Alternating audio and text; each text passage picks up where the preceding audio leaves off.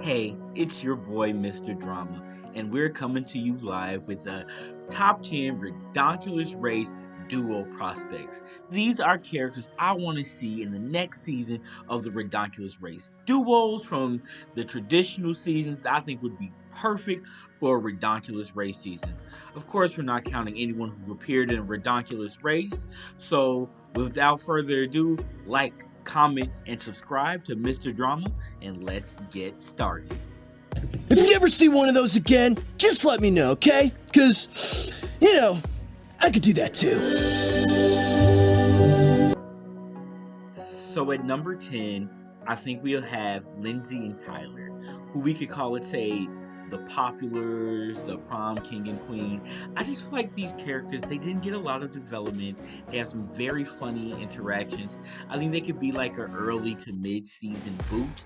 I think they'll be hilarious. I thought about doing Lindsay and Beth, but I feel like their arc was pretty complete. I think Lindsay and Tyler, they have a lot of comedy. They have a lot to offer. And I think it'd be funny just to see them like not knowing what they're doing and like stupidly stumbling their way through a bunch of the challenges. I think that would be hilarious to see. So, yeah, number 10, Lindsay and Tyler. Sierra, what are you doing? Everyone loves a foot massage. Yeah, normally, but, I don't like having my feet touched. Did you know there's a pressure point between the tarsal bones that can temporarily paralyze? And at number 9, we're going to have Cody and Sierra. I think we have a pretty full arc from them. I would call them like the stalker and fan, or the super fan and celebrity, or the restraining order. I think that would be funny. I think they could have a lot of funny interactions. They'd be a pretty early boot. I'd love to see like Cody like trying to get away from Sierra like carrying him through all the challenges, but Cody still being nice. I think they would work really well in a like Ridonculous Race style. But I think we did see quite a lot of them, so early boot for sure, but would definitely be a fun addition. Switch seats with me right now. Giants! You and I are gonna have a problem. Okay, I know I might get some flack for this. I know a lot of fans might disagree, but number 8, I'm going Amy and Sammy. I think they have an interesting dynamic. We can call them the opposite twins, or the yin and yang twins, I guess. Yeah, I just think this would be an interesting duo. It would be interesting to get a fuller arc where they have to learn to get along, and they learn to cooperate, and they learn to use Amy's evil for good, or we get some backstory for why Amy's just so like terrible to Sammy. So I think this would be a really interesting arc here. So yeah, I'm gonna do number 8, Amy and Sammy. I save you! Ah! Sam! Dakota, hug! Okay, so at number 7, we're gonna have Dakota and Sam. And I'm actually pretty torn on whether or not I want her to be in like monster form. I think it'd be really cool. So I could see them like being early boots. They get manipulated by the season villain, right? But I really do see them as a team you're rooting for, right? We can call them like the freaks or the freakazoids. So I could really see this working. Now, honestly, I think it would work with Dakota in like full monster form, and I'd just love to see more of them. So yeah, number 7, Dakota and Sam. It worked!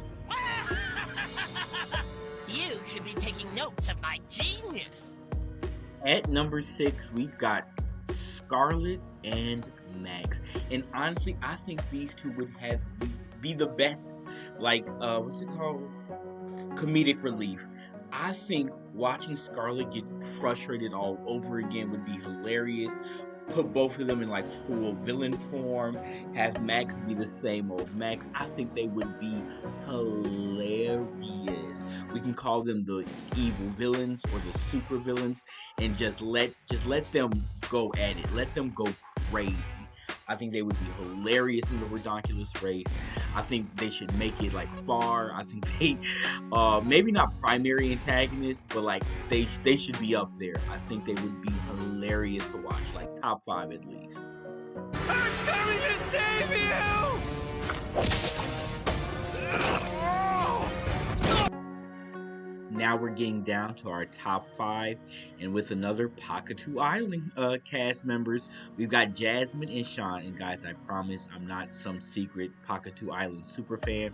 I hate it like everyone else, but I think their kind of characters, they work for the Ridonculous Race. Like a lot of their more hyperbolic personalities, I think they work for Ridonculous Race.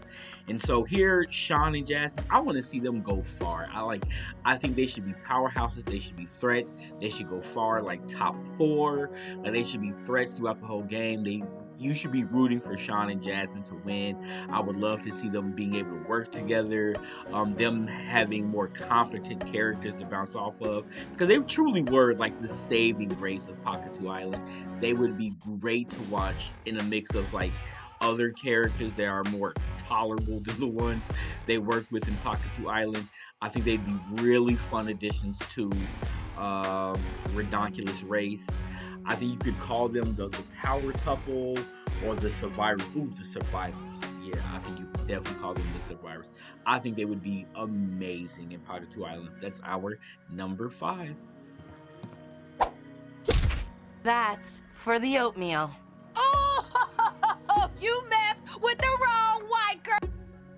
So at number 4, we're getting back to some OGs with Lashana and Gwen. I mean, this is one of the original dynamic duos. I think they are in the same vein as Owen and Noah. I think they can bring a more charismatic charm to it. I think they can bring back that tenderness to Gwen's character, right? As Gwen is a lot nicer, more reserved, but they both are like fierce competitors at the same time. I just think they work as a pairing. Like they have very funny confessionals. They're like dynamic heroes you want to root for that also aren't afraid to like get down and dirty and like talk crap about the other players, so they can have some really funny confessionals. It would be good to see them at odds a little bit or fighting over things every now and again as well. I think that would be entertaining. I just think they would be a huge like fan favorite duo to root for in the Ridonculous Race, and I can see them getting far or like mid-season, and I can see them being kind of manipulated or played by the villains of the season, right? And so it makes us hate the villain more when we see you take down like these fan favorites, Lashana and Gwen. Hashtag Lashana robbed by not being an All-Stars. Morning, sunshine. Oh my gosh. Ew. At number 3, we have the infamous Courtney and Duncan. You know, I thought about not putting Courtney and Duncan in here. I thought about maybe Courtney and Scott, but come on. The duo is iconic for a reason, and we need to get them back in there. They can come back as the exes. We can have it so Chris like forced them back to be funny as a joke, and they end up working together anyways. But we definitely need some more Courtney and Duncan. Maybe slowly through the season, they find a way to love each other again. Make them antagonists, make them protagonists, make them the winners of the season.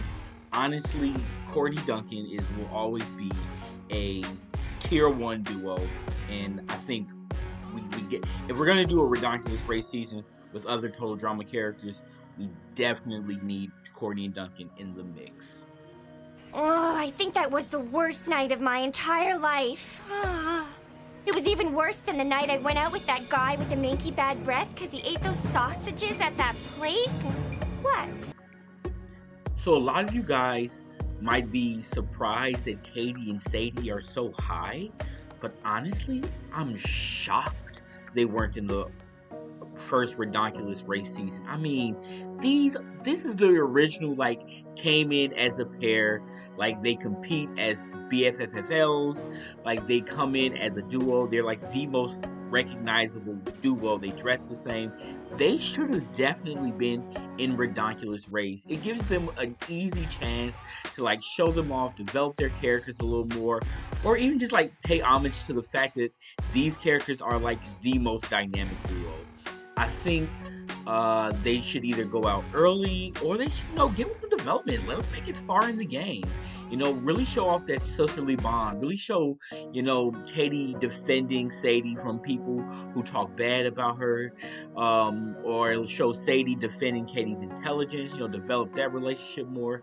I can see Katie and Sadie getting like boyfriends, but those boyfriends coming in between them and them deciding to choose each other over these boyfriends. Like, I think there's so much you can do with these characters. I think there's so much, or so many ways you can develop them. It's truly a missed opportunity that they weren't in the last Ridonculous Race. I mean, you could easily replace like what the mother, spoiled mother and daughter, replace them with Katie and Sadie. That would be great. Number 2, Katie and Sadie. I stand by it.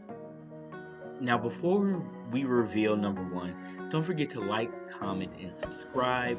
I'm just now starting up this YouTube channel. Only have one video so far besides this one. It's my Total Drama Island My Way challenge.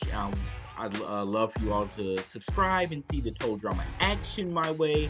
I think I have some pretty good storylines planned for that. I'm just trying to get, the subscribers up, the viewers up, get some of the comments up, get some more engagement. Make sure, tell me in the comments what other kind of top 10s you want to see. I thought, characters I would cast on Ridonculous Race. Well, there was a pretty unique idea that I don't see on YouTube a lot. So what other unique ideas do you want to see? Let me know. And let's get to our number 1.